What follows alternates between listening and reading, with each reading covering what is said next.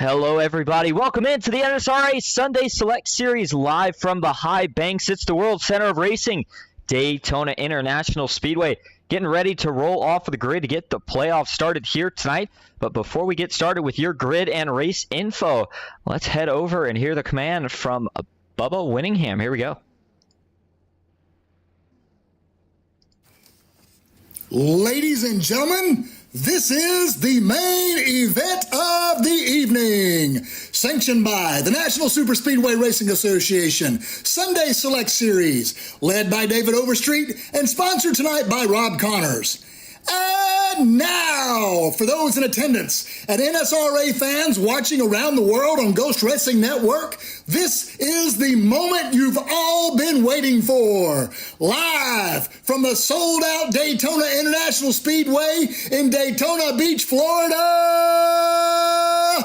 it's time! 80 laps for the Ronnie Weedon Memorial 200. All right, Bubba Winningham's got us fired up. Let's head right down trackside. Get started with your pole sitter here tonight. It is going to be Paul Servant in the 3 truck to his outside. Dawson Wise, Cody Nagels back in 3rd. Dana Osborne to his outside in 4th. Adam Kilday will roll off 5th. It's going to be Michael Triscaro back in the 6th position. John Guerra will start 7th. Vicente Guerrero to his outside in 8th. Joshua Gathright in 9th with Robert Jordan rounding out your top 10. Last week's winner, stellar fashion. We'll see if he can work off that momentum here tonight. Les Levy and Bubba Winningham will round out your top 12, making up row 6 here tonight. Rob Connors will start 13th. Larry Dickerson to the outside in 14th. A lot of momentum for him. Couldn't quite make it 3 in a row last week, but still 2 wins in the last 4 races. Robert Morrison in 15th. Dusty Burkhart back in 16th. It's going to be Nick Biddy in 17th. Luke Wilkie in 18th. Joe Divide in 19th. Alex Giffen going to be rounding out your top 20 to start here tonight. Jordan Berry in 21st, DJ Thomas in 22nd, Brian Kaufman back in 23rd with Russ Hancock in 24th, David Overstreet 25th, Ricky Wentworth in 26th, Jimmy Reynolds 27th with Mike Karevu, in 28th, Len McNeese 29th, Dean Viney rounding out your top 30. Race info. Pretty used to what we're seeing back in the trucks here tonight for the Ronnie Weedon Memorial 200. Going to be 80 laps, 50% fuel, 2 faster pairs, fixed setups. 2 green-white checkers if we need them. 2 mile an hour, wind 69 degrees outside. Track temp going to be 71 degrees starting out for this 2.5-mile super speedway. Here we go. Pace car makes the hard left turn. The round of 16 gets started here at Daytona. Green flag is in the air.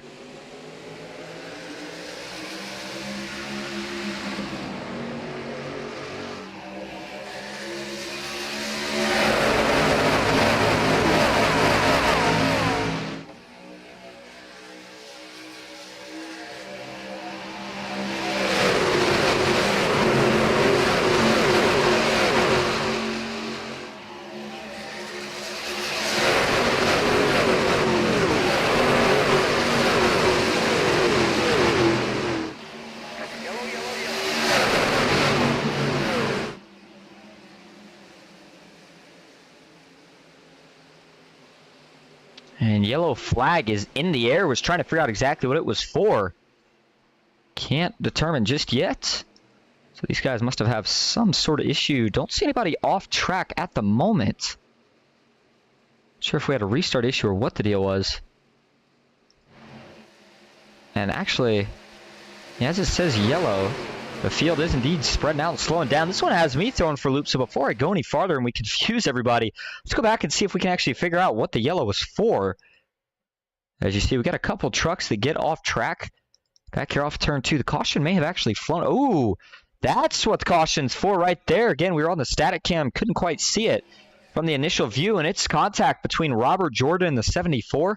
Trying to figure out exactly who it is that he makes contact with. We got to go back here a little bit further. So Robert Jordan, the 74, and then that looks like it's going to be Len. No, actually, that's going to be Les, I believe, in the 62 machine. Yeah, sure enough, that's Les Levy. Robert Jordan, a heck of a save. You see him laying down his own tire tracks under the apron, down the back straightaway. And so nobody actually wrecks, but it does draw the caution because you had a truck 45 degrees or more sideways on the racing surface. And iRacing's algorithm caught it and quickly said no more of that. And so here we go. We'll play at full speed here. Try to get a little bit of a better angle on it. And if we go to the spotter cam, Robert, is he going to come down here? Oh, he does. There's a really quick come down. I'm thinking he may have had some sort of issue here. Very odd look to see him just dart down that quickly with a truck there. And yeah, I mean, nothing less Levy could do. And the 74 goes left a little bit more. So I'm thinking he had some sort of issue. Let's ride on board here with Robert Jordan and see if that was indeed the case. Watch his wheel movement here through the corner. See, nice and steady holding the top. Nice and steady, and then, no, maybe he just never saw him there. Not sure if spotter communication didn't get there, and like I said, just didn't realize. But yeah, he just comes down on less, and tough break. But these guys are going to get away without too much damage. Robert Jordan does have a little bit there. You see it on the side, but again, I don't think that's too bad. I think he should be okay and able to move on with that. So we take another look at it right there. So as Jordan straightens it out, the rest of the field also able to go by. Looks like the 3. Oh, man, that's a really close moment right there. So I believe that was indeed the 343 truck of Russ Hancock coming along in a hurry and having to put on the brakes to make sure he didn't make any contact to the back of Robert Jordan. So as they get this cleaned up, we will go back green. Should be a relatively quick caution. Now, for everybody tuning in here tonight, of course, we appreciate you being here.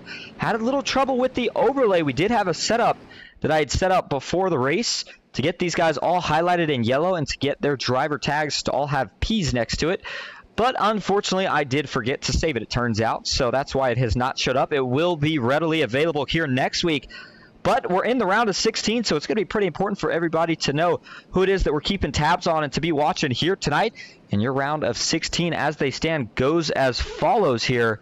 Looks like it's going to be Cody Nagels, Vicente Guerrero, David Overstreet, Larry Dickerson, Bubba Winningham, Len McNeese, Michael Triscaro, Adam Kilday, Dusty Burkhart, Les Levy, Alex Giffen, Robert Morrison, John Guerra, Dawson Wise, Robert Jordan, and going on a little bit further back, looks like Dana Osborne, the last man to make it into the round of 16. And again, we had the All-Star rate last week, and a lot of these guys, actually all of them that were in the playoffs last week, didn't have to worry about fighting for anything else. If you made the amount of races required to make the playoffs, you also did make the playoffs at this point. But we got a big field here tonight, and a lot of these guys, they may not be in the playoffs, but they're still looking to see if they can get their first win of the season, get some momentum, and go home with an NSRA Sunday Select Series victory. Up front, Robert Morrison going to be put as your leader. It's going to be Nick Biddy on the outside in second. Those two trucks both up 15 positions from where they started respectively. Joe Divide up 16. Brian Kaufman back and forth. He is up 19. And Luke Wilkie, another one of the rookie drivers, having a good run to get this race started in 5th. Out here learning all he can in the early going. Again, no set stage for the NSRA Sunday Select Series. So these guys, assuming that they were able to keep it green, the only thing that would really give them a break would be the green flag pit stops. That early caution, maybe change up the strategy just a little bit. But these guys still have at least a few pit stops before this race is all said and done. So as we start to talk a little bit more about the playoff drivers, we'll talk about some of them as the night goes on. Two of the ones that you're going to have to keep your eye on are two of the guys that we have up here. Actually, we got more than just two of them, but I'm keeping an eye on the two Limitless teammates there of Cody Nagels and Dawson Wise. They're going to be lined up right behind each other. And both of those guys also are two drivers that are carrying an onboard camera for us here tonight. There's a look at the 98 machine of Dawson Wise. Was able to find himself in victory lane one time so far this season. Still going to be looking for more, though, here in his run throughout the playoffs. So looking to see if he can maybe make a championship 4 appearance. And then your defending winner, championship winner rather, Cody Nagels in the 6 machine. Got himself in the playoffs. No surprise. Multiple races won already to this point in the season. And, you know, he's going to go as one of the favorites for the championship 4 pick. And a good run early tonight. Can't forget about David Overstreet running just ahead of both of these two in 6. He's up 19 from where he started. And all these guys getting ready to battle back out for some more track position here. It's going to be 5 laps complete when we cross the start-finish line. Craig G in the chat says, let's go, Larry. Larry Dickerson with a good run so far. We'll see what he can do here tonight. Back into the Geico restart zone as the pace car makes the hard left turn down to the pits. Green flag back in the air, this time for Robert Morrison. And he's going to get a pretty good jump, gets through the gears, but so does that outside line. Already rolling is the 32 machine of Nick Biddy, looking to see if he can get a run. Not quite enough to get clear as they dive down into turn number 1. Brian Kaufman trying to line him up for a push further back. Here we go. Limitless already going to try to split out. 3 wide. That's Cody Nagels on the top. Will Dawson Wise follow? Nothing doing yet, and you see, in fact, the 98 instead is going to let that 6 machine quickly jump back down in line. Cody thought better of it. Now that he's got a little bit more formed up of a run, he'll try again to look to the outside here of John Guerra, and man, they get a big run as they go into turn 3. Vicente Guerrero, I thought, would jump up there as well. Doesn't look like he was able to beat the 20 of DJ Thomas to the punch, and now I think he will as he continues to get a run. Still nothing yet. Oh, we got a lot of guys washing up here. A couple pit stops, and I'll tell you about these pit stops here in just a moment. Now you see all the guys that came in. Robert Morrison, David Overstreet, and Robert Jordan, all with penalties from last week, so they have to complete it's either a stop and go or a drive-through here. Looks like it's going to be a stop and go. 30-second hold potentially. And so they'll take that penalty and they will leave the pits here and try to catch the pack. But they didn't get a chance to serve it right off the get-go as they would have liked to because we had a caution on that first lap. So they're getting it served and out of the way now. Meanwhile, up front, Cody Nagels looking for the lead on the outside line. A really good push from Dawson Wise. And that middle lane is still able to hold on, but they're having to do a lot of side draft into this top lane right now. That usually doesn't work out too well.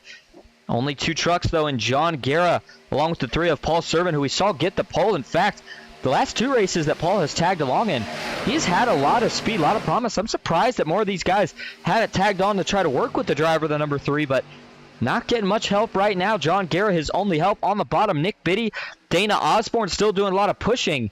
And we saw Dana sneak his way into the playoffs. Another driver who found himself in victory lane this season, and he is going to jump up here in front of the 3 truck. That is going to hurt the momentum of that outside line.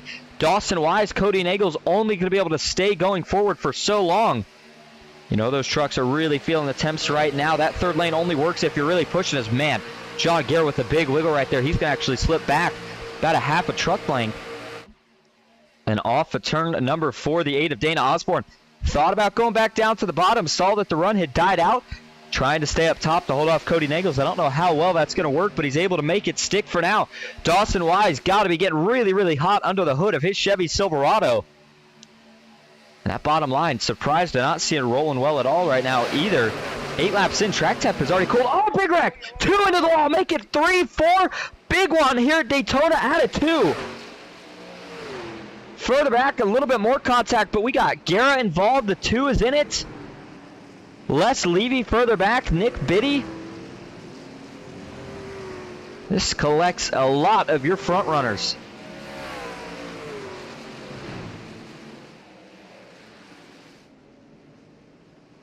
Biddy was yet to get it rolling, and looks like he is just going to tow it. Joe Divide in the 2, who we saw involved in that one, is having a good night, running up front, getting some experience. And that's going to come to an end earlier than he would have liked it to. Here we go. Let's take a look. First from the spotter view, you see Joe Divide, who's towards the back of this. It's actually going to start with the 3 of Paul Servant.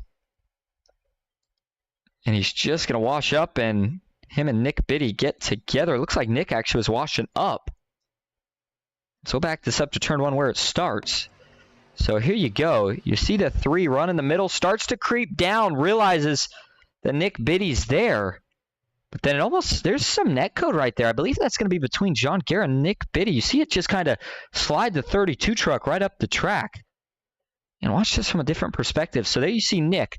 First car on the bottom, the 3, Paul Servant in the middle, pushing Dana Osborne. So the 3 comes down, and there may be a little bit of contact, but they are able to avoid each other. And then it looks like as the 32 maybe does make a little bit more contact with the 3. Yeah, he is definitely making contact with his left rear. Nick Biddy to Paul Servant, that is. But watch the 88 and the 32. You're going to see, boom, there's a little bit of right rear net code between the 2. And that's what finishes the 32 off, sends him all the way up the track to where he completely spins out. Paul Servant, Cody Nagels involved with nowhere to go. There's the 32 with a big hit into the outside wall. And this was an expensive one for Limitless, as you see Dawson Wise, Cody Nagels, and DJ Thomas all getting up into the wall together. Les Levy slides in as well with nowhere to go. And the 3 able to get away from that one eventually, but not without pretty major collateral damage. There you go. And then we had a little bit of a secondary incident further back. You see the 85 of Adam Kilday Looks like slid up in front of the 29. I believe is that who that... I was trying to figure out exactly who that was. Might have been the 26 of Jimmy Reynolds. No. It was even further back than that at the time of impact. But nonetheless, as they get it sorted out here, we'll take just a couple more looks at this one. Cody Nagel's got a pretty good run of it here. We take a ride on board. There's just nothing he's going to be able to do here. Sees the 3, gets turned almost simultaneously. And then the rest of... Wow, ouch. That one hit looks like it hurt. These guys have force feedback wheels, and when they snap, I don't think they feel too good. That one certainly didn't look like it felt too good either. Here you go. 32 gets turned around. There's the big hit for Nick Biddy. DJ Thomas, is anybody going to make it through this? Vicente Guerrero jumps all the way to the apron, and I think he is able to miss the brunt of it. And it looks like, I believe that's either the 99 or the 00 that's able to, I think, just get through it as well. That's a really nice job of making sure you check up, and telling you it works out. People don't realize you get on the brakes, you'd be surprised how many more opportunities open up, and that's exactly what's going to happen here for Rob Connors. He will be our last ride through this wreck. Take a look on the gyro cam. Sees it, immediately gets on the brakes, checking up. The C's looking like they're going to part. Les Levy got turned from the bottom, and they do. Goes through the middle like a chicane, and he'll be able to continue on without having to worry about using a fast repair as a result. So as we go back live up front, it is Dana Osborne being scored as your leader. Vicente Guerrero in second. Rob Connors third. Bubba Winningham in fourth. Dusty Burkhart back in fifth. Jordan Berry in sixth. Joshua Gathright in seventh with Paul Servant eighth. Alex Giffen in ninth. Dean Viney rounding out your top 10. But looks like we're going to have a lot of guys come back down and top off on fuel. I think that's a good indication of some strategy that we are potentially foreshadowing here for later on in this race. But with a lot of wrecks early, you always wonder what are the chances that we're going to have a green flag stop. And so far, with 2 cautions right off the get-go, I don't think it's looking like too good of a chance here for a lot. We might get 1 or 2 here tonight. That caution, a big break for David Overstreet, Robert Jordan, and Robert Morrison, as they had to serve a penalty under that last run. And now they will all get to have caught back up to the field and get ready to go back green. Bubba Winningham in the Hubba Bubba machine here tonight. It's a good-looking Chevy Silverado. Bubba, one of your playoff drivers, looking to see if he can make a run to the championship for this season. Always one of the strong drivers, one of the veterans. And finished the season, I believe, top 5. It was really close, top 5, top 6 range in points. So a lot of momentum to carry in. And in front of him, he's got a couple more fast guys. Vicente Guerrero, Dana Osborne, Rob Connors. Rob Connors, we talked about it, was able to miss that wreck, and that gains him that extra position. Now finds himself up 10 spots from where he started in 3rd place. Craig G says, was a 25 Larry Dickerson involved? I don't believe so. Actually, I think this was the truck that I saw somebody slide up in front of here. Let's take a look. So they're all going to wreck in front. Larry pretty far back. He starts getting on the brakes. Man, Adam Kilday had got slammed. That's what happened, and Adam Kilday slid up in front of Larry Dickerson, but no damage on the 25. So he will be able to roll on as well. And he actually finds himself in that 22nd position. So I think he just pit to top off on fuel and take maybe some tires. But here we go. Pace car working its way out of turn number 4. 2 early cautions. We'll see if these guys decide to settle it down a little bit. Problem is you got some of the big hitters further back that aren't going to want to play too nicely. Keep an eye as well on that black and blue 26 of Jimmy Reynolds. One of the best super speedway drivers you can find. Don't see him out here a lot, but we see him out here tonight. See if he can find himself a victory lane. 12 laps completed at Daytona. Green flag is back in the air for Dana Osborne. Working their way down the short chute into turn 1. Side by side, the 66 and the 00 in a battle of who can make it to the back bumper first of the truck in front. And that inside will surge just a little bit here through the turn, but once they get onto the straightaway, watch that outside. If Bubba Winningham can get locked up to Vicente Guerrero, they're really going to roll. Here comes the 14. He'll get a little bit of a side draft. Problem is the 66 not quite locked on. And so any side draft that he had tried to complete there isn't going to do enough to get the 8 backwards. That'll keep him going forward. And the 2 looking to the bottom, man, Joe Divide. You saw him flirting with that apron. You got to be really careful doing that here at Daytona. It does not take much. You bump the apron, it will send your truck up the track. And when you're running side by side this close together, you got to hold a really, really steady wheel. Vicente Guerrero still on the outside. Rob Connors, borderline. Looked like he may have got clear for a moment. Quickly is going to close off as into turn 1. Vicente will draw back even with Dana.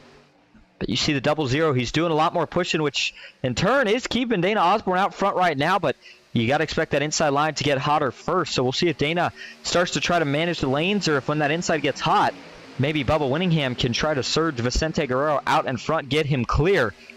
Paul Servant, who we saw spinning that last wreck, already finds himself back up inside the top 6. Make it top 5 is Vicente. Going to get clear off the front bumper of Bubba Winningham. He'll jump down. As the inside goes back, watch for another swing of momentum as they have had a chance. Cool those taps. Vicente doing a little block in there. He moved to the top. The 8 said, I'll go a lane lower. Now he's going to get split. 3 wide. Here comes Rob Connors on the top. And that was a big mistake for Vicente Guerrero, one of the veterans. They wouldn't usually split him like that, but these guys feel like they need to go. Paul Servant, though, going to go down. That'll draw a little bit of a crowd as Cody Nagels, DJ Thomas, the 14's teammates, they'll jump down as well. And all of a sudden, a move that looked like it wasn't going to work out at all is going to work out much better for him than it is Rob Connors or Bubba Winningham. So Bubba Winningham will have to slide in line a little bit further back. And the 26, Jimmy Reynolds, continues to move up 3 wide right now, looking for the lead. There's Larry Dickerson towards the back of the pack, just playing it safe right now in that 24th spot. You see on his inside the 01 of Brian Kaufman trying to go back forwards. The 71 back here as well of Dean Viney, another one of the rookies. And how about the 97 here tonight? Haven't said anything yet about Mike, but Mike, one of the new drivers, making an appearance here tonight. And the driver out of Sturbridge in a Ford F-150. No teammates that I know of. Got a basic U-Haul paint scheme, but he is looking to move towards the front right now as he will jump behind the 01 of Brian Kaufman. As he saw Brian was going forward, he says, I'll hop on the train, and we'll both go to the front together. 15 laps now complete. The 3 of Paul Servant leads the inside. Cody Nagels, followed by Vicente Guerrero. On the outside, it's Dana Osborne, Rob Connors, and Bubba Winningham. And we talk a lot about how important teammates are and how good it is for teammates to be able to work together good. Right now, Cody Nagels and Vicente Guerrero are finding themselves trapped on the bottom working with the 3 trucks. Unless he hops up, don't think there's really going to be anywhere for them to go unless Cody finds a way clear here of Dana Osborne. We did see Rob Connors earlier split the 14. I don't think he would split the 8. Those two have been working pretty good together so far here tonight. Let's take a ride on board here. Just a position back with Cody Nagels, who is pushing that inside line. And just as I thought the 3 maybe wouldn't jump up, he does. Cody Nagels will split him right down to the bottom. And as he does go 3 wide, take a look at the speeds these guys are running here tonight. 191-ish miles an hour as they get down into turn 3. You saw the speeds jumping around a little bit. Very, very fast here tonight. We talk about that cool track temp. Not only does that help maintain the truck's temps. Oh, here's some contact. We got trouble. The 3 is around. Everybody scattering to miss him. That's Paul Servant. Now we got a couple in the grass. And more contact to the outside wall. Michael Triscaro and John Guerra, the 2 currently in the grass. And Michael Triscaro gets it fired back up, gets rolling out. So does John Guerra, I believe. Sure enough, the 3 of Paul Servant's going to roll away from this as well, but unfortunately not without a pretty good deal of damage. 17 laps in, and it's your 3rd caution of the night. Let's go back and take a look. And this is going to start, the 8 of Dana Osborne. Just gets the 3 offset. Paul Servant has to catch it, which he does a phenomenal job of initially. I mean, that is a hard thing to do. In fact, let's go to the chopper view initially for this one here. So watch, he's going to get to the back bumper, and when you push a guy off the turn, you have to be perfectly centered. You see he's not here. He's offset to the left.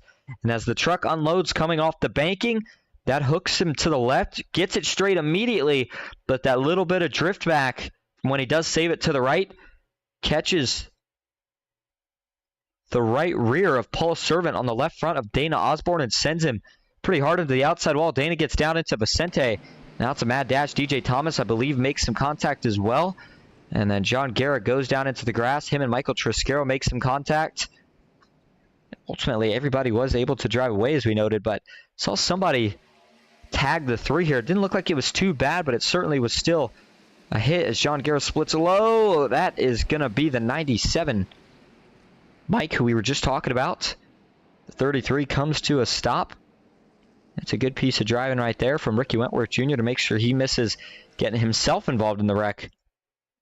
Here we go. This is what it looked like from TV1. Here's the impact.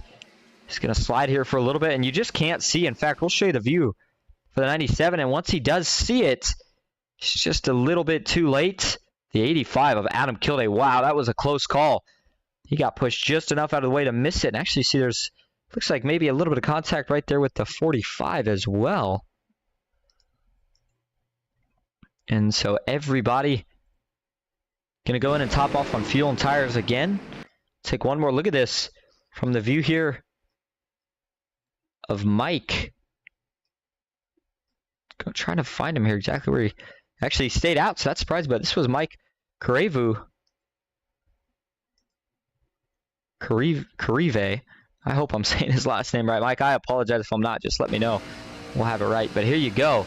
Off of 4. Doesn't see it. Now he sees it. Looks like one truck low. He hears the checking up. Sees nothing on his outside. And by the time he sees it, it's just too late. So as we go back live up front, talked about it, Mike Corivea. I really hope I'm pronouncing his last name right. Mike Corivea up 27 spots from where he started. Maybe chose to stay out. The truck looks pretty clean, so either he didn't get that much damage or he chose not to use a fast repair from it. Cody Nagels in second, Vicente Guerrero in third. Joe Divide back and forth with Dusty Burkhart in fifth. Luke Wilkie in sixth. Russ Hancock back in seventh. Jimmy Reynolds eighth. Jordan Berry in ninth. And Dawson Wise currently rounding out your top 10. Going to have a couple people come down, top off on fuel. Looks like Joshua Gathright will lead him in. Or one of the guys in. Actually, Dawson Wise and Russ Hancock, the two to lead him in. You see Paul Servant, Larry Dickerson, and a couple others. And they will indeed get the one to go signal. And Mike out in front.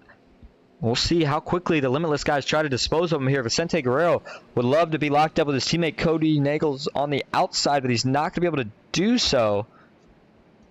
And so he's stuck on the inside. The two, though, of Joe Divide, been having a pretty good night so far. Got caught up in an incident, but he's had the speed to stay at or get back to the front. And the 53, a little bit further back, of Luke Wilkie, up 12 from where he started. Jimmy Reynolds up 20. So as the field will line up 2 by 2 again, I got to kind of credit some of these early cautions, probably just to the bigger field size that we're having and maybe a little bit more of aggressive racing. I mean, that's what you're going to get when you come down to the end of these seasons and it's playoff time.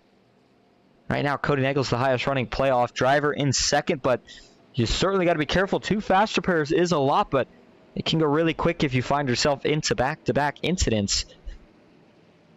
And so right now, everybody just going to have to settle down a little bit, make sure that they can keep it clean, as we are now going to have officially 1/4 of this race complete as we cross the start-finish line to start lap 20 this time. And Cody Nagels, I think he'll find a way to get clear of this 97 pretty quick. Vicente maybe looks to make a move if anything opens up. But how quickly will that third lane try to get going, or will they stay double file here for a little bit?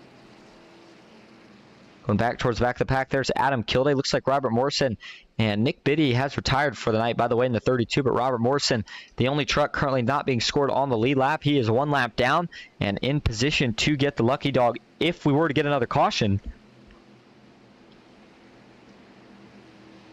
Pace car makes another left turn back into the restart zone. We're going to go. Flagman has the green flag back in the air. 20 laps complete. 61 to go here at Daytona. It's a good jump for the inside and the outside on the front row. Not so much the second row. The two of Joe Divide did not get through the gears. That'll put Cody Nagels all by himself for a minute. Now Vicente Guerrero is going to jump out all of a sudden. The 97 of Mike Corevua finds himself as the lone wolf. Still side by side as they exit turn number 2. Up top goes the 45. A couple guys looking to make moves. David Overstreet in the 46, I believe, here tonight. Actually, he's seeing a different number than potentially what we're used to seeing. Yeah, he is. It's mistaken him for the 45 here tonight. David Overstreet normally the 46, though. It's a good-looking paint scheme. He's got the NSRA Sunday Select Series banner on the front, letting you know he's a playoff driver. And King of the Hill. Good scheme tonight for David Overstreet. Up front, still side by side. Further back, looks like we got a couple thinking about making it 3 wide. 53, I think, took a peek at it. Maybe it was the 18. And nothing going. Jordan Berry in that 18 machine. So we go further up, though. Up 27 spots still, and still leading is Mike. Cody Nagels on the inside in the 6. He's up 2 from where he started. There's just so many things going on here tonight that it's a little bit tricky up here in the booth as well. Again, these guys switch so much from Xfinity to trucks that you don't exactly get used to the paint schemes. And so some of these guys, we got to kind of quickly just remember on the flash. So I apologize if it sounds maybe a little bit slower, laggier than what we usually commentate here. But as the 97 is going to get passed here by the 2 Limitless teammates, Vicente and Cody. Thought he was going to jump back out to the outside. They've got a run coming. We'll see if he does it. I think that's going to be his best shot to stay in the lead. That's exactly what he's going to do, at least for the moment. Trying to get anybody that he can to go with him or to jump to the inside of the 69 of Dusty Burkhardt. He wants no part of it, as he will stay committed to this outside till it gets rolling. Now the 97 is finally going to jump up. Will they split him or stick with him? Looks like the 2 of Joe divide. He'll jump out of line, but for now, Dusty Burkhardt is sticking with the 97 of Mike C. As Mike gets into turn number 3, just behind Dusty Burkhardt's going to have to do a lot of pushing here. Those are 2 really strong trucks that have really strong chemistry on the bottom. Jimmy Reynolds looking to see if he can move up now to that 3rd spot, as Vicente Guerrero is going to jump to the outside. Look like they were thinking about splitting him again, but they quickly think better of it, and they'll tuck back down to that top line. Joshua Gathright in the 89 going to be the first man to split out 3 wide here. The 97 going to do the same. Doesn't look like anybody's going to go with him, at least not yet, but here comes some help from Joshua Gathright. Dusty Burkhardt still in the middle as you see Cody Nagels jump up. He will give Jimmy Reynolds some fresh air on the front grill. Still side by side, a lot more organization though on that 2nd lane than the bottom or the 3rd lane. And that top, they can make it roll at least for a little bit now, but they are going to need at least 1, if not 2 more trucks to really start to make some forward progress. And if we go right on board here again with one of these guys towards the front that's still in the middle of the chaos, Dusty Burkhardt, pretty good example, but we'll go even a little bit further up here. How about Mike C, we keep talking about here?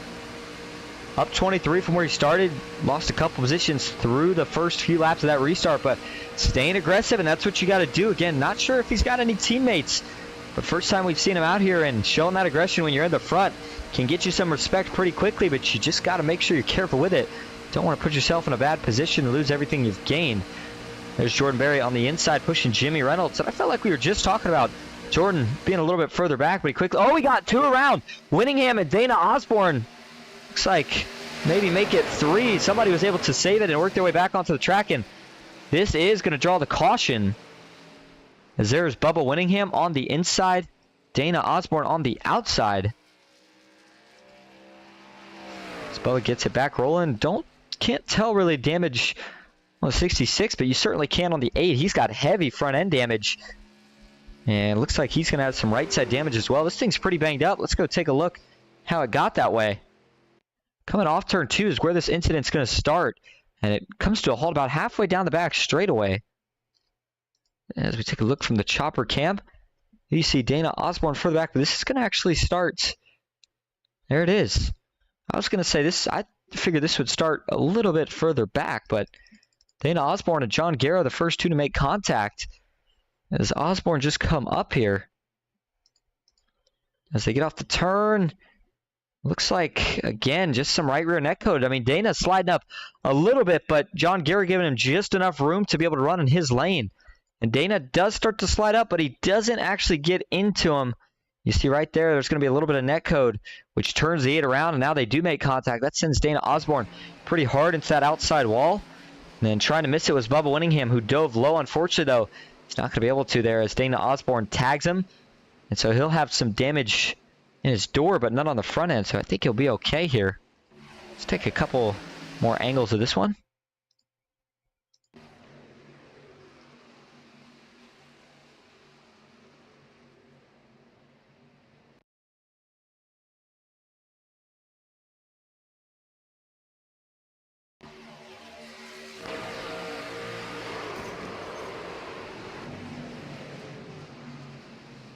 That's a really tough break for Bubba Winningham. I've been in that spot as a driver before. You think you're through the wreck, and all of a sudden you get T-boned to one of the sides when you're least expecting it. But again, didn't hit the inside wall, so I think he'll be okay. But watch this. He sees the 8 go around, jumps down, thinks he's probably going to be okay. Fortunately, though, just gets tagged, is able to get it back rolling, though, and keep it going. And so that wreck will wrap up our 4th caution already here of the night. Pretty messy to get this race started here. 4 cautions in just the first 26 laps. But as we get ready to go back green, it's Vicente Guerrero being scored as your leader. Cody Nagels in 2nd, Jimmy Reynolds 3rd, Brian Kaufman in 4th with Joshua Gathright 5th, Dawson Wise in 6th, Jordan Berry 7th, Alex Giffen in 8th, DJ Thomas in 9th, and Michael Triscaro rounding out your top 10. And as these guys still await to get the 1 to go signal, we are going to take our first break of the night. We will go side by side so you don't miss a thing. Stick with us here at Daytona.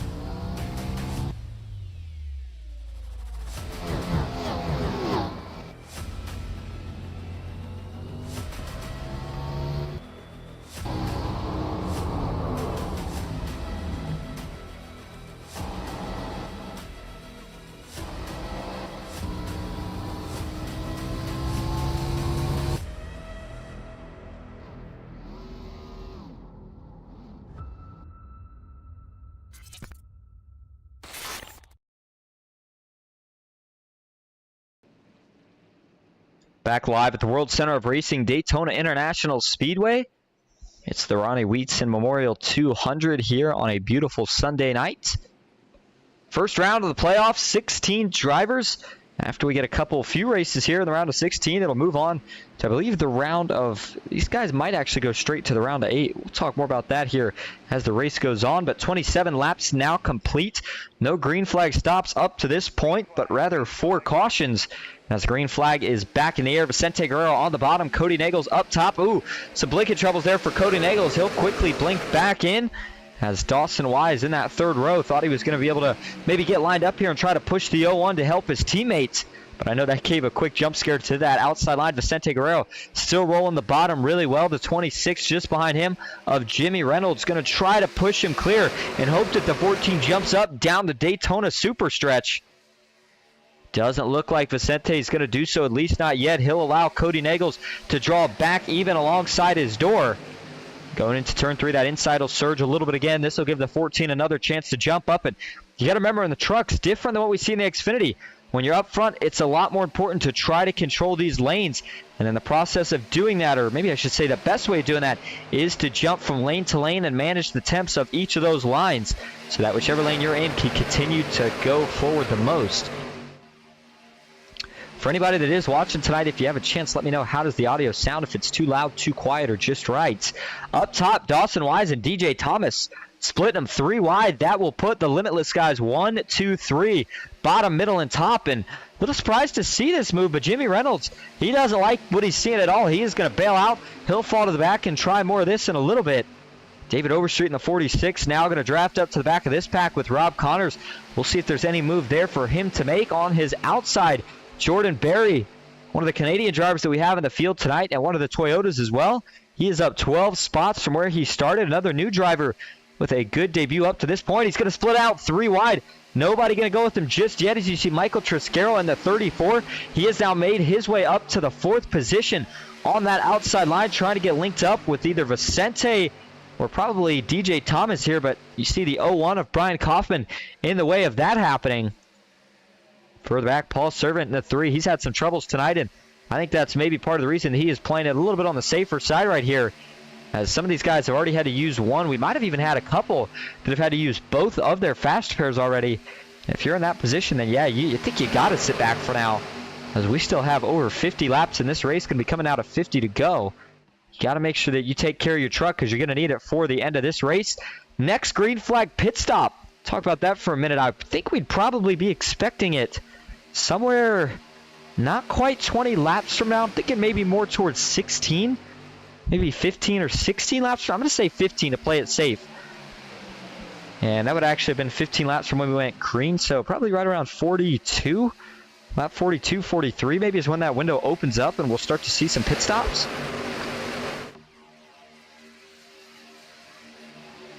So go down the back straightaway. Let's take another ride on board here with Rob Connors in the 00. He's had a pretty roller coaster night so far. He's been towards the back, towards the front, and through some wrecks that he's missed. And right now he sits behind David Overstreet. David Overstreet, one of the playoff guys, currently running that inside, just holding a nice steady wheel. But you can see you can't push the pusher. You got to just kind of mind your manners, stay in line, stay close. But if you are past that 3rd truck in line, there is no chance that you should be doing any pushing at any part on this track. So right now, Rob Connors just making sure he maintains some distance, maybe saving a little fuel, which could help him in the back end of this race. But up front, it is still Dawson Wise leading. He's got DJ Thomas, his teammate, to the outside in 2nd. Remember, DJ, he knows how to win super speedway races. We saw him get the job done in the season opener. First race, that was, feels like a century ago. Hasn't been to victory lane since, but has certainly got to help push some of his teammates to the victory and has had some good runs nonetheless. The 99 of Alex Giffen looks like he's thinking about taking a jump to the outside. I think he's waiting to see if anybody was going to bite and go with him. Joe Divide, the next man in line to do so, but he's not. He's going to hang him out.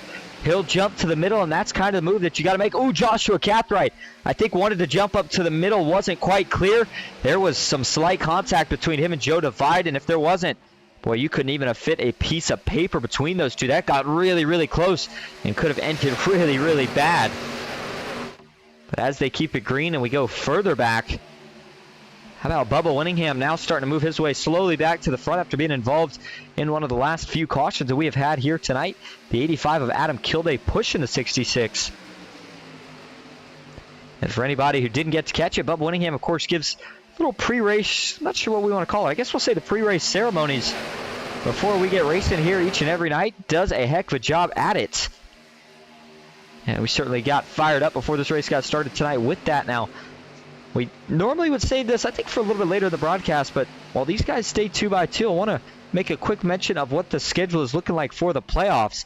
Yeah, these guys do indeed jump straight to the round of 8 as the trucks do in real life. There is no round of 12. So next week we are going to head to Talladega back in the Xfinity Series. And after that, we will move on to the round of 8 where it'll be Legacy Daytona in the trucks and then New Daytona at night in the Xfinity cars. Final 4 from that will be determined where they will race it out in the Xfinity cars at Talladega Super Speedway. Similar to what we saw last season, where we got a thriller of a finish in which Cody Nagels was able to pull one off on a last-ditch attempt in an overtime restart. And so taking a ride on board again here with Cody Nagels, one of our driver cams here tonight. Looks like he is enjoying himself. Not too much to stress about when you're out in front at Daytona International Speedway and going only 190 miles an hour. Dawson Wise in 2nd. Had to do a little broadcasting of his own earlier today. It's a Turkey Trot event posted by Jimmy Crow. A lot of really talented money racers in that event. very talented broadcaster to go along with it. Dawson Wise looking to see if he can bring home his second win of the season, first one of the playoffs, if he can get the job done here tonight. And as he's holding a nice steady wheel on the outside of his teammate Cody Nagels, and leading here at Daytona at this stage of the race sometimes can be a little risky. Some guys like it, some don't, but I really like that strategy right now because, again, pit stops going to be expected here sometime between probably the next 6 to 10 laps. Is right around when I think that window will open up. And then if we can get things spread out a little bit, that's when we start to have the chance of maybe getting some green flag racing with strategy mixed in. But the 3 wide has died out here on lap 36. Haven't seen much of it. Each caution, guys start to shy away from it more and more, at least until we get closer to the end of the race. But Dawson's going to jump back down to the bottom. He'll leave it, the top line, in the hands of DJ Thomas. I feel like it's been a while since we've got a Crank It Up segment here for the NSRA Sunday Select Series. How about it? 36 laps complete at Daytona.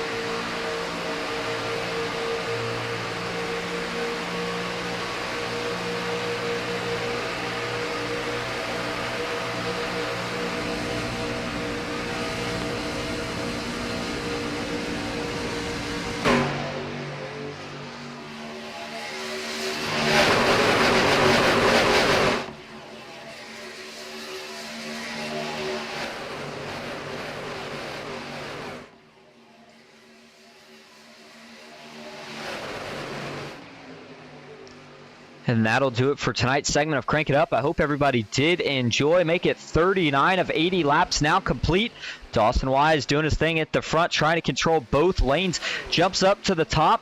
Gets a push from DJ Thomas. As soon as DJ gets hot, goes right back down to the bottom. Does the exact same thing with Cody Nagels now. Jimmy Reynolds, not sure exactly what happened here to the driver of the 26. It had a lot of speed and was running really well with this pack, but we saw him drop out of line, and now finds himself in danger of going a lap down, as finds himself 47 seconds behind the field with the pack quickly approaching. The good news is that I believe he put himself in the lucky dog position even if he were to go a lap down, as he'd be the only driver to get put a lap down, but you certainly still don't want to have to risk that halfway through 200-mile event. And man, we almost had some trouble right there coming out of the tribal. It looked like Michael Triscaro and Mike Carevu almost got together. The 26 still up top. You see the 18 of Jordan Berry.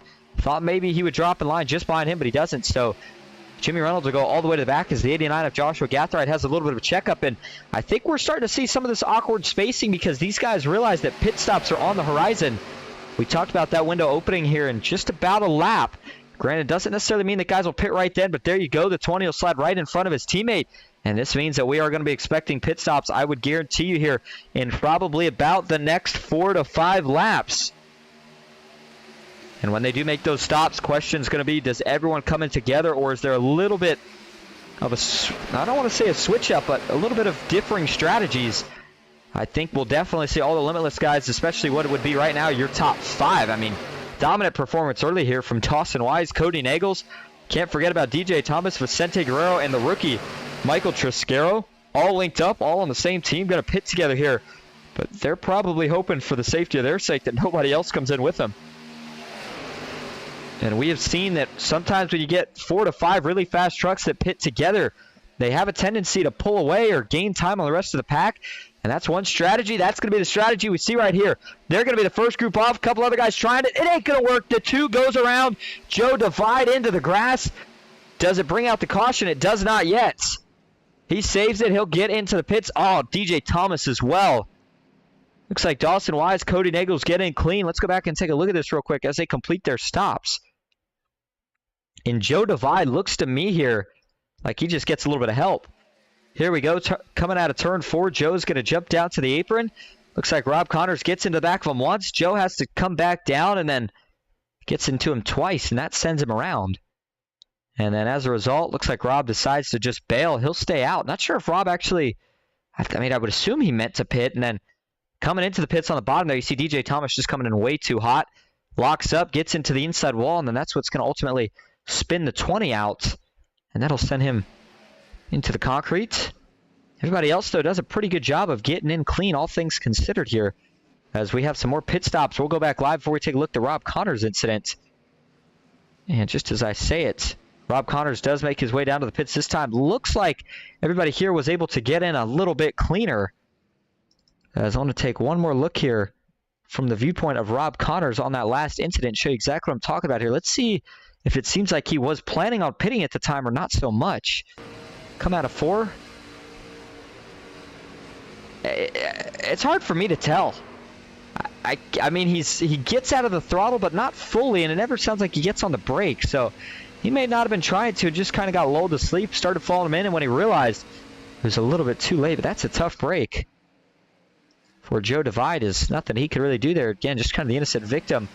Meanwhile, up front, Jordan Berry, as he works his way out of the pits, there goes the pack, and they are going to go flying by. The 18, though, all things considered, to pit by yourself, that's a pretty good stop, and I'm very impressed with what we see here actually out of most of the field, as it looks like we're going to have a decent amount of guys that were able to hang on to the leaders. Maybe not. There's Cody Nagels, Vicente Guerrero. Looks like about 5, going to be 6, maybe 8. Once a couple more of these trucks tag on, but after that, we do have some separation here. Let's break this down for you. We talked about the back of this pack. Adam Kildane, the 85. It's borderline right now on whether or not Jordan Berry's in the draft. He sits 1 second back, so he is. Problem is I don't know if he's got enough to actually pull up to the draft or if he's just going to kind of fade out until he gets some help. Now, Brian Kaufman, along with the 46 of David Overstreet, trying to catch the solo truck of Jordan Berry. If they could get 3 of them together, they would have a chance here at catching up. And right now, they're technically just inside the draft, but I mean by just hundreds. In reference to Jordan Berry, that is. And so David Overstreet and Brian Kaufman working together behind them. Paul Servant leads this pack here, which is actually the biggest pack on track right now. Wes Levy in second. Larry Dickerson third in this pack. Dana Osborne fourth in it. And then you got Russ Hancock, John Guerra, Robert Jordan, Bubba Winningham, Len McNeese, Dusty Burkhart, and Rob Connors. Everybody else still remaining in this pack. And you can see the gaps there on your scoring tower on the left. Everybody in this front pack, which again right now looks like the 18 is still hanging on for dear life, but he's trying, and now it looks like he's got it to under half a second. So he is indeed going to be able to tag on and extend to this pack. Brian Kaufman, David Overstreet, less than a second and a half behind, so I think they'll be able to do the same as well. The main race, though, is going to be can the group behind what will be this lead pack catch up. You take a look at Les Levy and Paul Servant. Paul Servant right now looks to be about 5.6 seconds back from Jordan Berry's bumper and fading.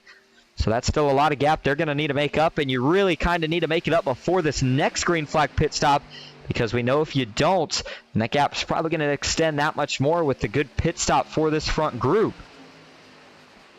So Cody Nagels, everybody else got in and out clean for that team. Limitless Racing, except for DJ Thomas, who now finds himself back in 27th and down 5 spots from where he started, all by himself on the track right now. You can see we got some spread from those pit stops. You go up to the racing in that second pack, and boy, we are starting to see it. Actually, this is the third pack where Luke Wilkie leads it. Mike in second in that pack. Alex Giffen back in 23rd. Third in the pack, Dean Viney, the rookie. Fourth, Robert Morrison, fifth. Ricky Wentworth in it as well. And these guys are doing a little bit of racing right now, so it's probably not going to help their lap times.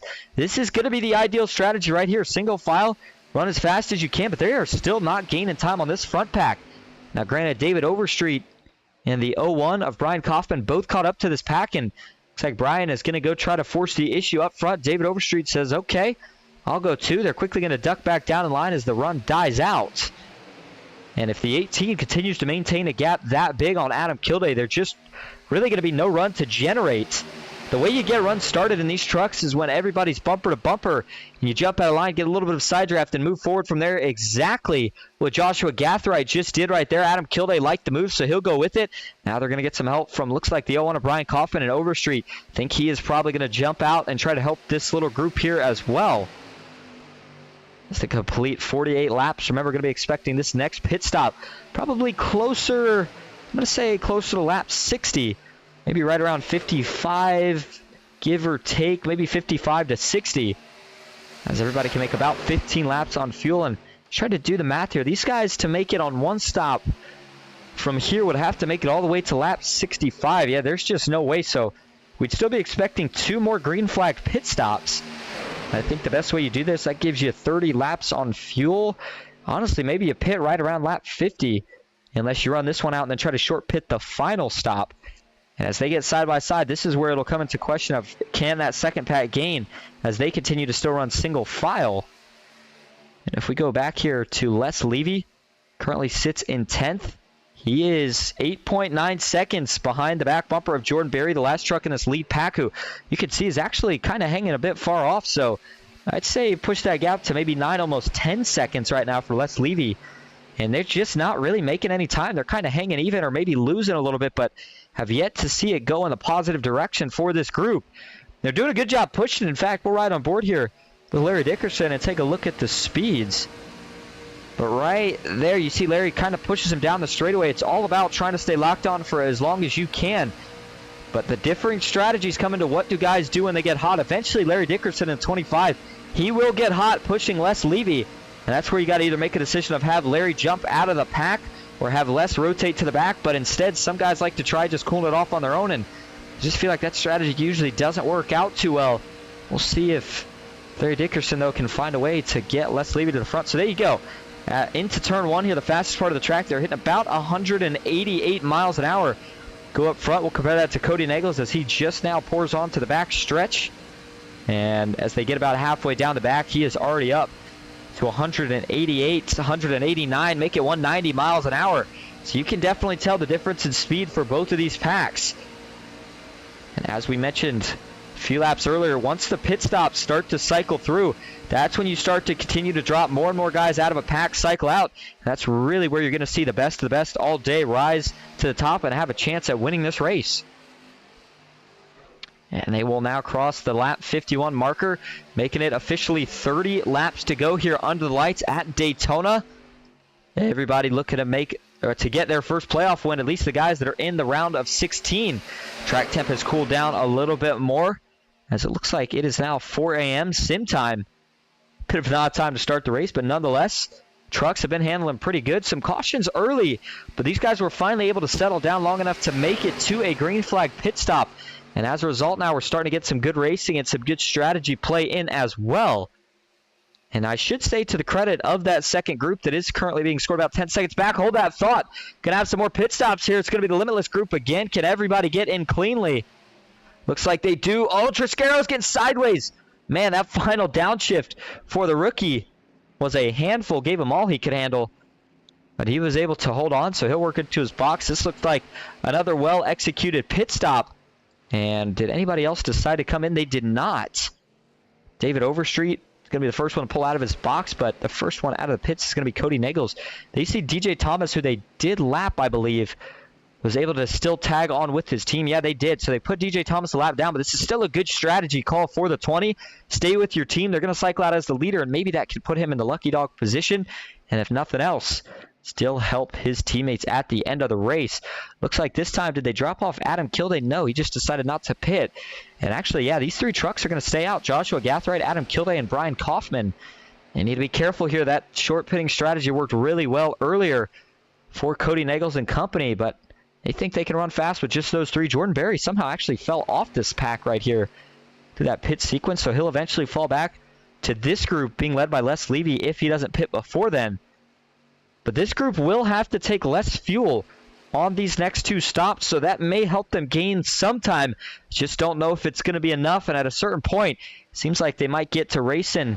And there it is. I was just getting ready to say that usually always ends in a caution, and that's exactly what it's going to do right here. The 25 goes around Larry Dickerson with damage as he slides through the grass down the back straightaway. And you know, I know back home, it may not seem this way, but from a broadcaster's perspective, I almost sensed it coming. It's just, for some reason, whenever we see these races start to pan out with strategy and the packs split up, it seems like you get the packs, and when they get broken up, one of the second packs just always gets to a point where they don't want to try to catch up anymore. They just want to start racing, and it always ends up in a wreck as it is here. Let's go back and break it down for you. And there was some side drafting right there that looks like maybe ends in some net code. Let's take another look right here. So that's Dana Osborne in the 8. Larry Dickerson starts to drift up. Yeah, certainly is some net code right there. Nothing really any guy could do about that one, but caution will help the guys that weren't involved in this pack. And that turns Larry Dickerson right into the outside wall. Pretty good contact there, Dana Osborne, and then Osborne almost gets up on his side as Rob Cotters, along with, looked like the 69 of Dusty Burkhart, piled in with nowhere to go. And we'll take a look from the straight-on view. Bubba Winningham was able to jump to the inside. I think he misses this. Yeah, he does. That may have broken the suspension, though, for Dusty Burkhart. Man, that was a pretty brutal hit. Yeah, it does. That was a wild-looking sequence for Dusty. I want to go right on board with this as the hit. Didn't catch too much of the truck, but when it did, it immediately broke the suspension, so it must have been a pretty hard one. Here we go. Sees it? Yeah. Tags could be the right rear, and so that'll be a fast repair for Dusty Burkhart, probably Larry Dickerson, and potentially Dana Osborne as well. As we get one final view now from the blimp cam. And again, nothing that anybody necessarily did wrong there, but these guys had decided to get to racing. Didn't make it to that next pit stop, so it ends in a wreck. Looks like 4 cars in total collected as Len McNeese, Jimmy Reynolds both do a really nice job of getting through it. And so as we go back live, up front, Cody Nagel still being scored as your leader. You wouldn't expect much of a change there as they had already pit, probably expect them to come top off, so that strategy still works out for them, even with this caution. And Dawson Wise being scored in second, Vicente Guerrero third, Michael Triscaro fourth, and David Overstreet currently rounding out your top 5. And I'll tell you what, let's go over to the interview screen here real quick. And I want to pull up real quick and see if we can get an interview from Cody Nagels. Is seeing a little bit of smirking on the camera. Not sure if it's some strategy or if maybe he's got some thoughts on this caution, but let's see if we can get a quick word on how his race is going so far here tonight. Hey, Cody, this is Austin up in the booth. You got a copy? Yeah, I got you. All right, well, the first question I got to ask you is, man, it looked like green flag stops were going to be a thing, and as a broadcaster, for some reason, it seems like every time people spread out, the chances for a caution somehow increases. What'd you think of that one? I'd be honest with you, man. I'm not even going to sugarcoat it. It gets really, really frustrating. You know, most of these races have been pretty good. This one's not been the best. Don't know what the deal is, but we had the strategy call. We had the breakaway. I think we had the strategy that was going to win the race, but now we got to re-rack it and do it again. We saw a lot of cautions earlier once we got grouped up, but now it's still expecting one pit stop, so it's still a little bit of strategy play. But in terms of with the aggression we've seen here tonight, how do you go about kind of controlling the field here? Probably just go in as soon as the window opens and just try to be ahead of the call as far as the green flag pit stop. Control what we can control, get out, get a good stop, and hopefully cycle to the front. I think if we wait the extra lap, then we probably don't cycle to the lead. So that's got to be the main game plan for us as a team, is you got to cycle out on the green flag pit stop if we get to that ahead of everyone else. All right. Well, thank you for giving us a quick word. We'll let you get back to your team, and good luck the rest of the way here tonight. Thank you. And so as we slide Cody Nagels back down, he said, I'm going to keep it blunt. Gets real annoying, and Again, there's two sides to that to that ordeal right there. If you're the guys that had the right strategy call, you hate it. If you're the guys that made the wrong strategy call, you love it. But nonetheless, brings out your 5th caution tonight. We did get a pretty good long run right there, and when we go back green here, it's going to be 24 laps to go. Let's see if we can keep this thing green. Again, that pit window is going to open. Again, we assume these guys can make it about 15 laps on fuel, so I would say about 10 laps from now is when we might see the Limitless guys pit. Question's going to be, can they hold the front until then? They've got the first 2, almost 3 rows locked up here. Actually, I take that back. It's just going to be the front 2 as Overstreet and Joshua Gathright are in row number 3. David Overstreet in the 46 has had a pretty good night tonight. Not as eventful as it's been the last couple weeks in terms of he hasn't had to worry about missing as many wrecks. And so he was able to make good strategy call, was able to hang with the Limitless guys. We'll see what he can do right here. Been working pretty well there with the 0-1 of Brian Kaufman. They've got a little bit separated, though, now, not by much. Kaufman back in 9th. We'll see if those two can get back together here. Try to tandem their way back to the front. And here we go. Pace car is going to pull back off. 24 laps to go, looking to decide a winner in the first race of the 2023 NSRA playoffs. Green flag is back in the air.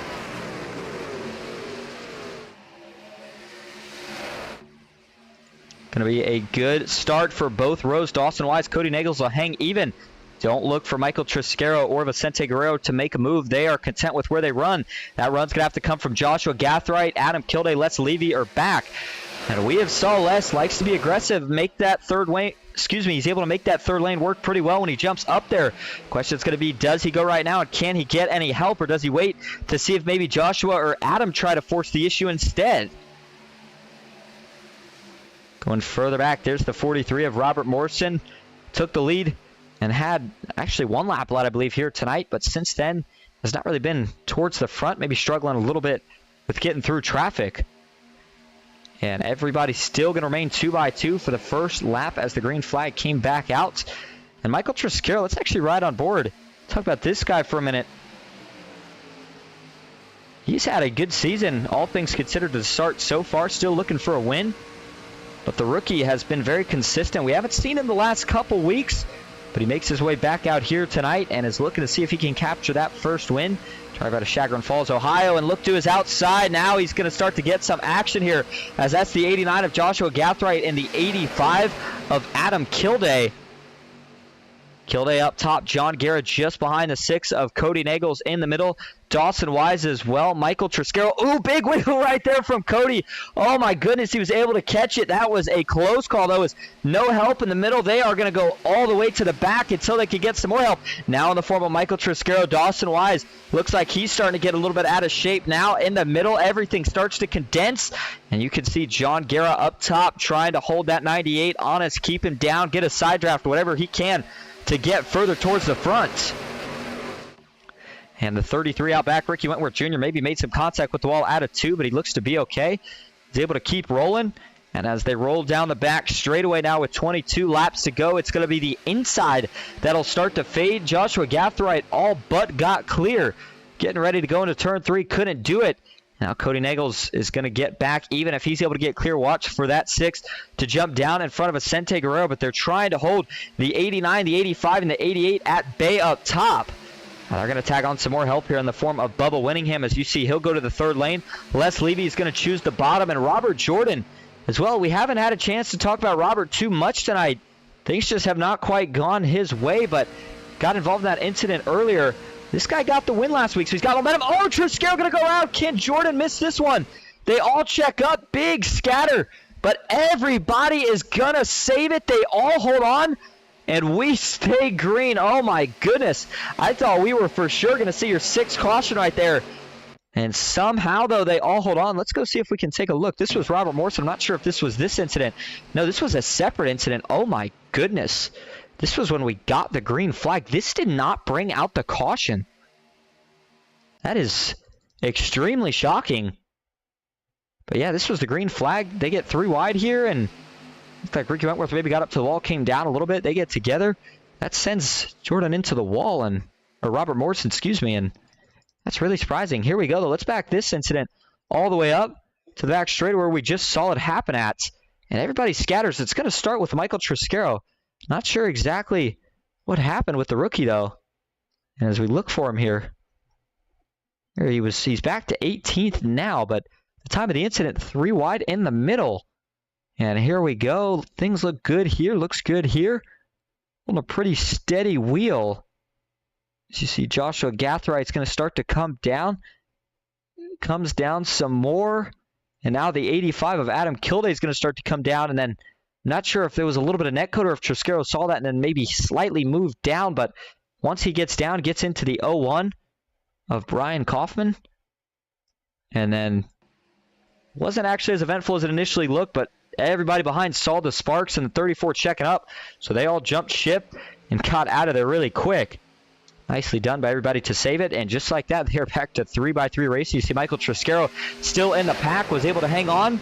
And it is now 19 laps to go. And I mean, if you're Cody or any of the Limitless guys, you know what? I'm going to take that back. Not the Limitless guys. If you are anybody right now in this pack, how could you not want to pit as soon as the fuel window opens? I know as a driver, I certainly would want to. Seeing all this chaos, it would get me nervous that we're getting ready to see a wreck. I would want no part of it.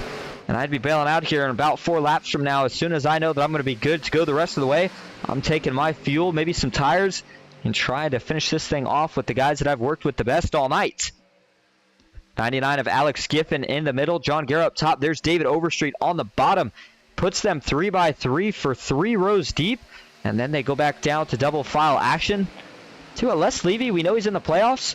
Been having a good season. We talk about one of the veteran presences. Knows how to get the job done at any super speedway we go to. But I talked about, we know he can be aggressive. We saw a lot of aggressiveness out of the 62 last week in the All-Star race, but a little bit more of a conservative side here tonight. And it's a good strategy in the sense of it's going to take a lot of consistency, and you're going to have to be perfect through these rounds of the playoffs. You got to remember, they only get 2 races per round, so if you mess up really bad in one of those races, your chances of making it to the next round are going to be really, really small. So you got to be very careful about what moves you make and when you make them. Up top, Joshua Gathright washed up a little bit. Kilday had to follow. That's going to cost that top line some momentum. But whenever a lane loses momentum, they gain that much more in the next corner. And now you see that top line starting to surge. Dawson Wise will fade. Here comes the bottom and top. Joshua Gathright still looking for a push. John Guerra still there as well, but they just have not had enough momentum to get clear of Dawson Wise or Cody Nagels. Those two continue to do a good enough. Oh, Wise! Hard into the wall. Big hit for Dawson Wise. Upside down as he slides across the camera view. The 98 going to stay upside down. He is not going to go back on all 4. Finally does, actually. Question is it still going to roll? It's not. He's going to have to tow immediately as DJ Thomas gets it whipped back around. And the reaction, just cannot believe it for Dawson Wise. Was feeling good. Was in the front getting ready for a pit stop. And no more. Let's go back and take a look.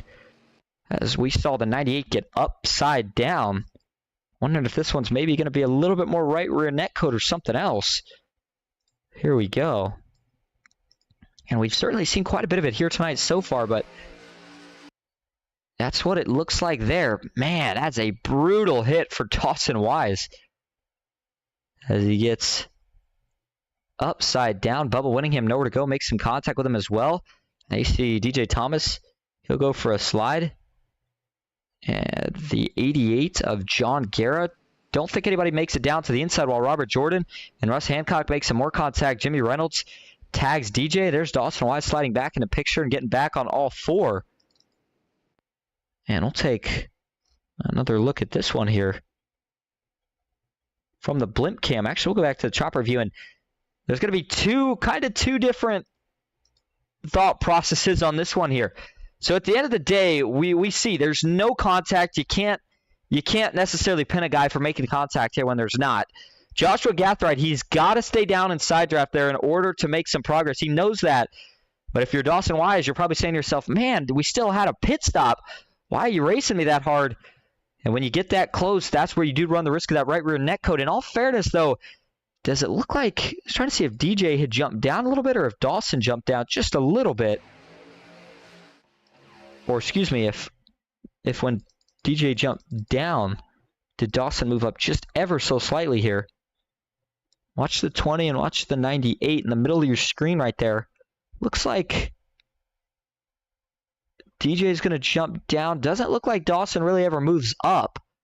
And yeah, just a little bit of that right rear net code catches him. Man, that is such a hard hit, though, for Dawson Wise. Look at this thing. Thought he was going to start barrel rolling or get into the catch fence. Instead, it's a long slide to 3 of Paul Servant. Gets a good view of it. Continues on. Stick a ride on board now. The driver of the 98. There's the gyro cam. It'll keep itself pointing horizontal. And that's what Dawson Wise saw as he got back on all 4. Unfortunately, though, engine expired, was not able to roll all the way back to the pits. And so he immediately stopped and tows it the rest of the way. Take 2 more views of this one. First off, from the TV static cam.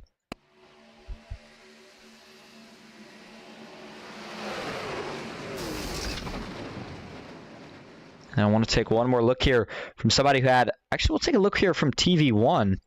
TV2, if you will. And boom. 98 up in the air, upside down. And it collects about 3 or 4 more. Nobody hits the inside wall, as we noted.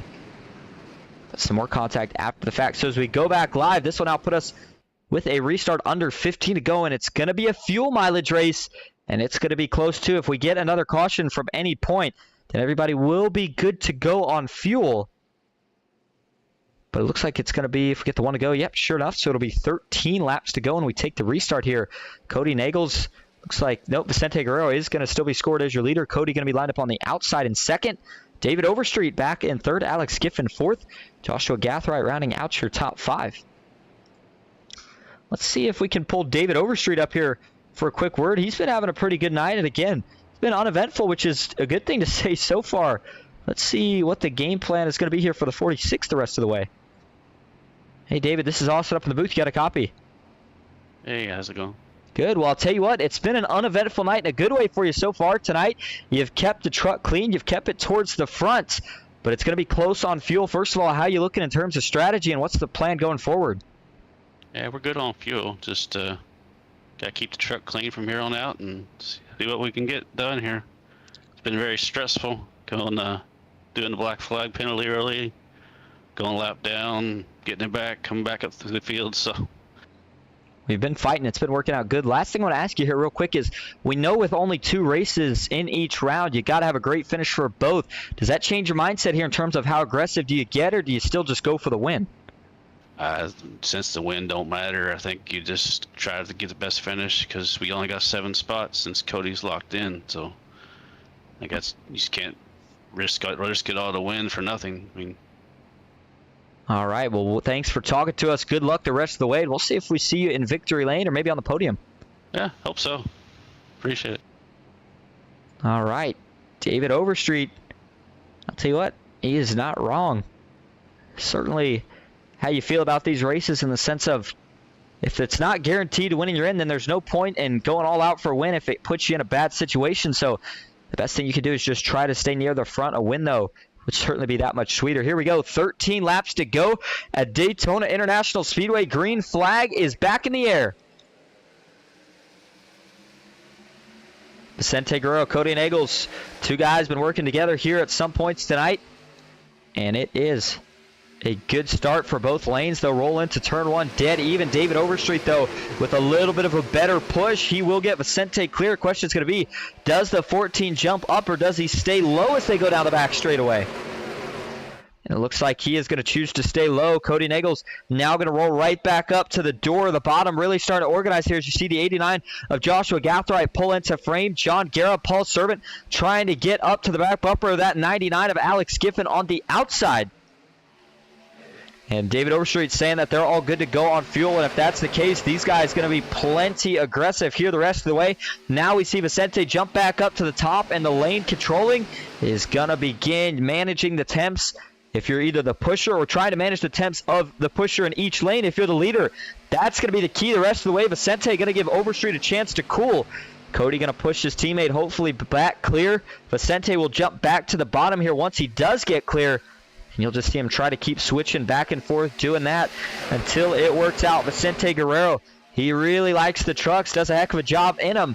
And we know Cody likes the trucks as well. Cody, I don't think would mind being the pusher the rest of the way, but Overstreet, if he can somehow hold on, not going to be able to do it. I was going to say, if he can hold on to that outside gets hot, he may have a chance here to hold on to the lead. But Vicente Guerrero quickly going to get back clear. Actually, Overstreet, he's going to get clear here. Had a chance to jump up. I think Vicente saw that, knew that that would potentially split up the two teammates, so he quickly jumps back up top in front of his teammate Cody. They'll get locked back on and try this same move again. Cody did not get as much time to cool down as he would have liked. So Overstreet still going to have the freshest temps out of them all. Cody maybe starting to get just a little bit warm. We'll see if Vicente can get back clear as they go down the back straightaway. And when you're side by side like this, people in the back, that's when they start to get antsy, because each lap that goes by, you know that you're starting to run out of time now. 11 laps, going to be 10 when we come to the line. That's still plenty of time to make up whatever position you need at a 2.5-mile track. But once we start to see 3 wide, that's when we can quickly see things start to get gridlocked up, and that's where we usually start to see chaos. And before that chaos starts, we are going to take a quick break. We'll go side by side so you don't miss a thing. Stick with us for the finish at Daytona.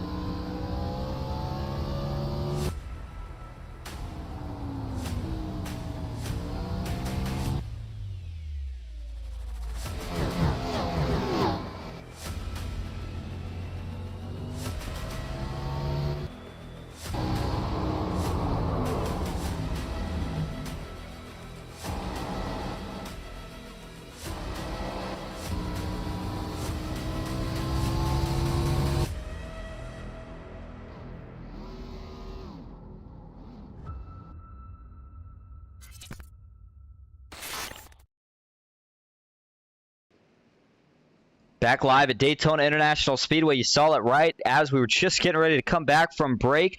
Caution is out for a multi-truck incident. Just getting ready to go into turn number 1.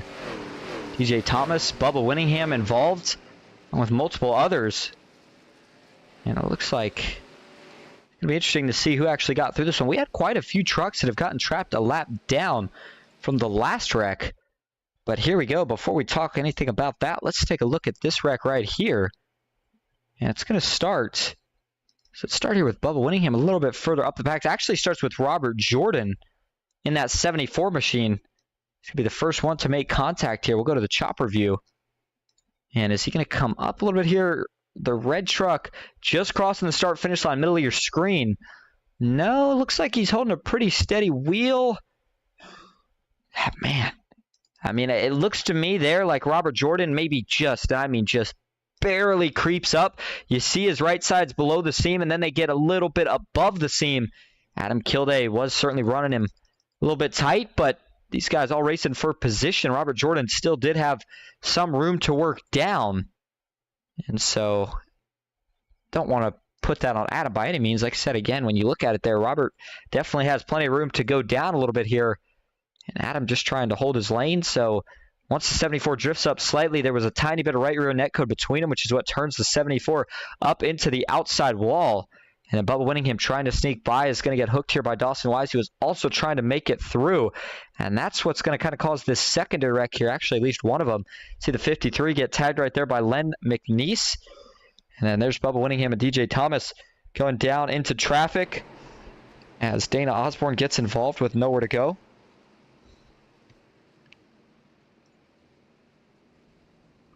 Robert Jordan was able to continue on without too much damage here. It was DJ Thomas, who I still think may have gotten the worst of this one here. Actually, we'll take another look here. Jordan adds a pretty big hit. I think that's going to be worse than maybe it initially looked like.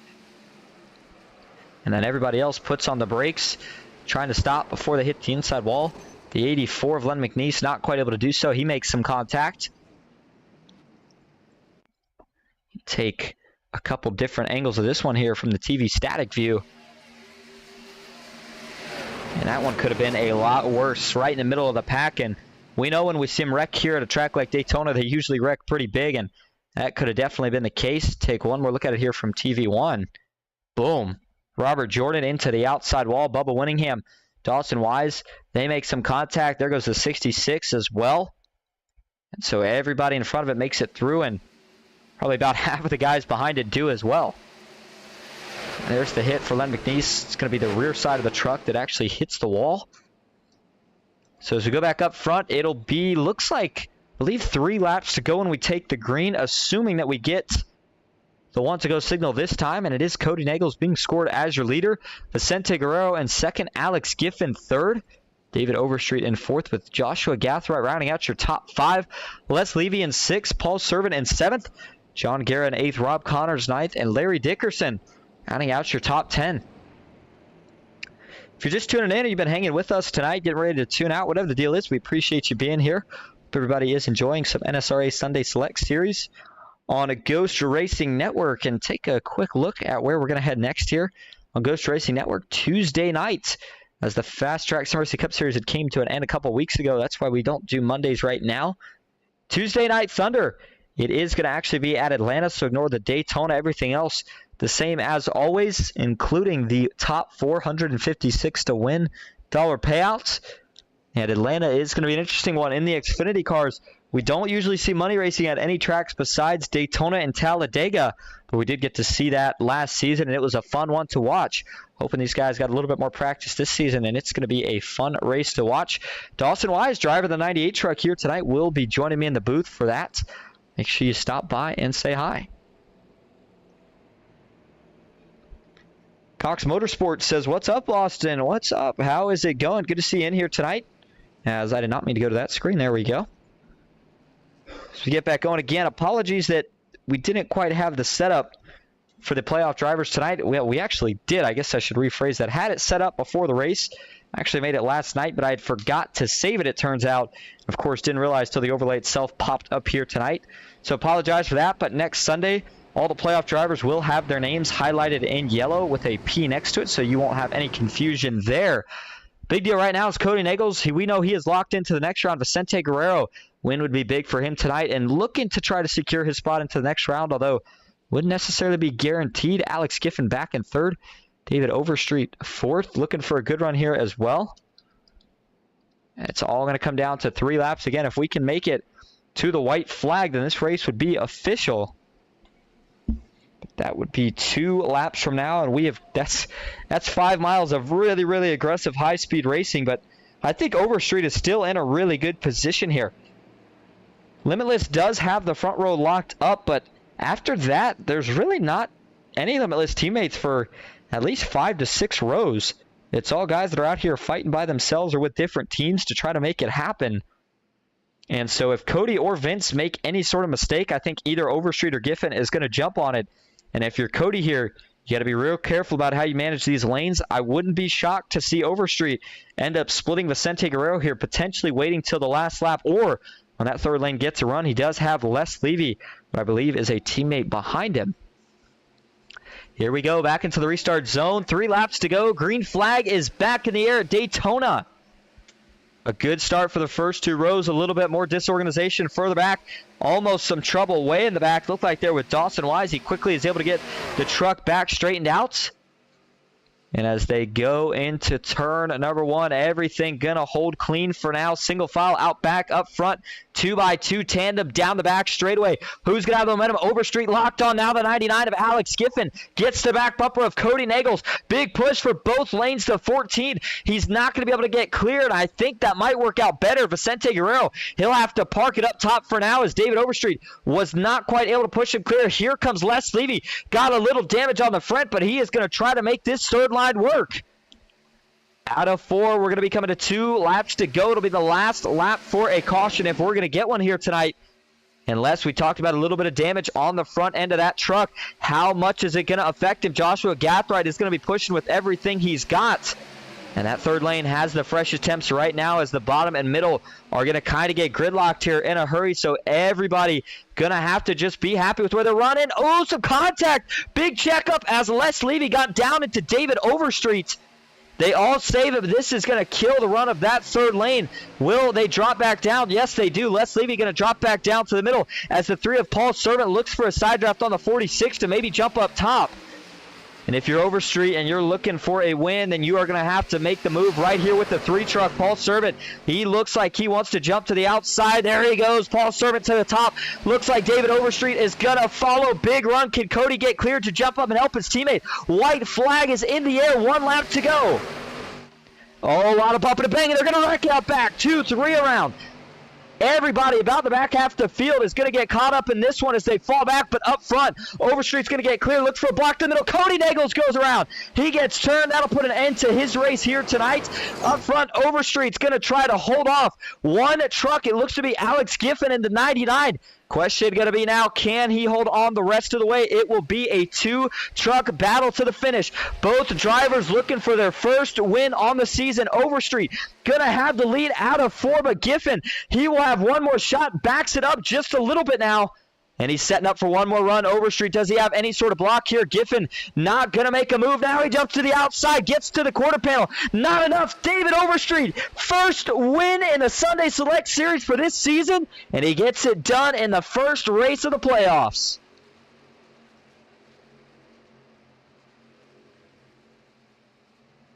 Oh my goodness. What a win for David Overstreet.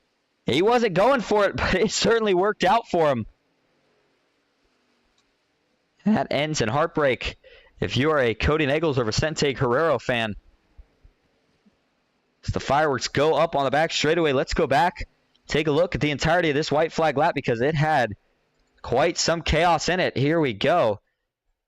So David Overstreet jumped out before we actually got to the white flag here. You're going to see Cody Nagels jump up. We kind of expected that move. It was a good move here as he's trying to help his teammate. They all wreck out back just behind row number 3. And so all those guys that get collected from that one are going to continue on. And here's going to be the second wreck as things just really start to condense. And I'm going to try to get a better view of this one here as Cody and the 3 are the 2 that get together. That's Paul Servant. Was there contact or a little bit of net code right here? So you see Cody working his way through the middle. And it looks like Paul tried to hold him really, really tight. And they get together.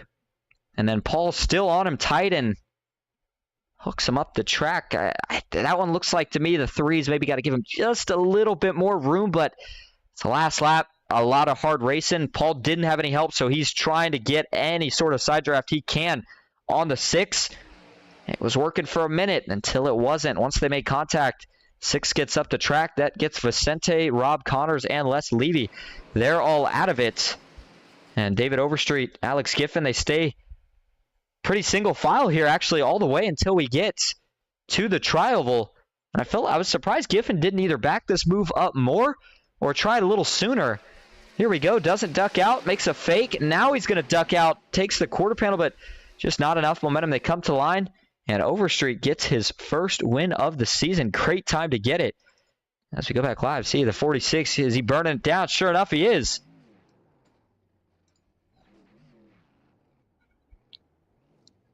And as Overstreet continues the celebration, take a look at your finishing results here for the night. David Overstreet with the win. Alex Giffen brings home second. DJ Thomas in third with Rob Connors in fourth. Luke Wilkie in fifth. Dana Osborne sixth. Michael Triscaro seventh. Joshua Gathright in eighth. Len McNeese in ninth. Russ Hancock rounding out your top 10. Larry Dickerson in 11th. Dusty Burkhart 12th. Bubba Winningham in 13th. Mike C. in 14th. Paul Servant in 15th. Les Levy finishes in 16th. It's going to be Vicente Guerrero back in 17th. And Dean Viney, the rookie, finishes in the 18th spot here tonight. Cody Nagels 19th. John Guerra in 20th. Ryan Kaufman 21st. Ricky Wentworth 22nd. Robert Morrison 23rd. Jimmy Reynolds 24th. Robert Jordan 25th. Dawson Wise 26th. Adam Kilday 27th. Jordan Berry 28th. Joe Divide in 29th. And Nick Biddy rounding out the 30 truck field that we had here tonight. And we are going to go get your top 3 in here for interviews. We'll be right back. Stay with us.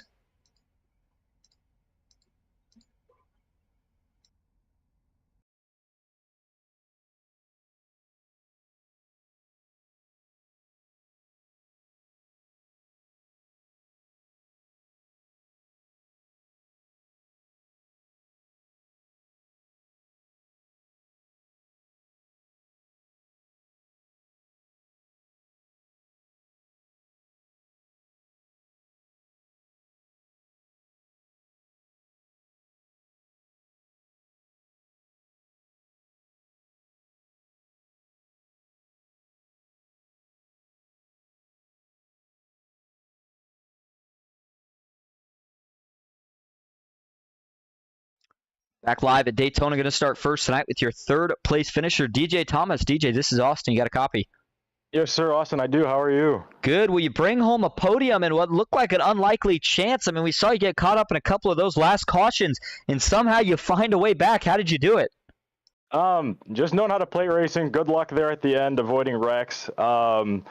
Sucks. I've been gone for so long. This would have been great for a playoff start, if I'm being honest with you. But it's whatever. I'm here to help my teammates any way I can. Sucks they all had god awful night. So I mean, I'm happy for myself. It doesn't really help in any way, but I'll take it. It was a good night. Well, you got the win, the first race of the season at Daytona. You couldn't quite get it done here tonight, but I know you may not be in the playoffs. You're still trying to see if you can get one more before the season's all said and done. Oh, of course. Every race I've done, I want to say top 15 finishes and all, like just consistent every time. So I think we can definitely get a win before the season's over. Yeah, we're going to keep trying to go for it, see if we can. All right, sounds like a good plan. Before we let you head out here tonight, does anyone you'd like to thank or shout out? Every single one of my teammates. Again, they all had abysmal nights. Sucks it could have been a lot better for them. But yeah, I just want to shout out all of them for tonight. All right. Well, thank you for talking to us. Congrats again on the third place finish, and we will see you next Sunday. Yes, sir. May have a good night, Austin. You as well. All right. That'll now bring us to your second place finisher here tonight, Alex Giffen. Alex, this is Austin up in the booth. You got a copy? Yes, sir, Mr. Austin. How you doing? Good. Well, you bring home second. Man, it looked like it was going to be a classic duel between you and David off of turn 2. Do you wish you would have tried anything different, or was there just nothing you could do? Honestly, I was surprised I was in that position, and I was just going to ride it out and take what I could, man. Just wanted a good finish. Certainly got that. Now we take a step back rather, and we take a look at the playoff picture. Now this is a good run here tonight, but when we look at the fact that we only have 2 races per round, does that kind of change up the general approach that you take? And after tonight, do you be more conservative next week, or do you stay aggressive? Tonight I was conservative for about the first 50 laps, and then decided just to go on and go with it, and I'll probably do that the next round, just get my skill better too. All right. Well, before we let you head out here tonight, is there anyone you would like to thank or shout out? I just want to thank Dave-O for putting all this on. He does a great job. All right. Well, we appreciate you talking to us, and we will see you next week. Congrats on the second place finish. Thank you, Austin. All right. And now that will bring us to your winner, David Overstreet. David, this is Austin up in the booth. You got a copy? Yeah, I got you. Well, you said you weren't going to go over aggressive trying to get the win, and it plays out. So, I mean, maybe you need to say that more often. But in all seriousness, you took it 3 wide. It was borderline on whether or not it was going to be the right time. Tell us or kind of walk us through that last lap when you made the move and coming to the line there, whether or not you thought the 99 was going to make a move on you. I was actually really shocked the 99 stayed behind me, to be quite honest, on that part. But I had planned on just staying behind Vicente, and then saw the third line coming. They wrecked. The third line came again, and I said, well, let's just give it a shot. And it was worth it. Paul gave me a hell of a push right there.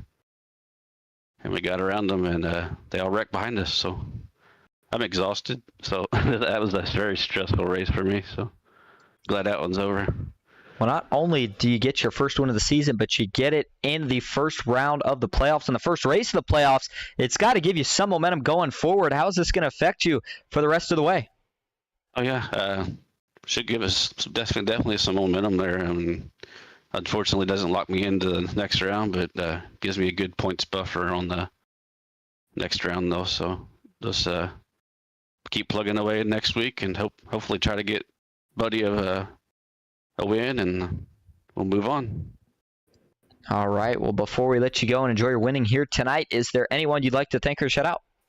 Yeah, thank you for broadcasting, and thank all the guys in NSRA that come out every Sunday.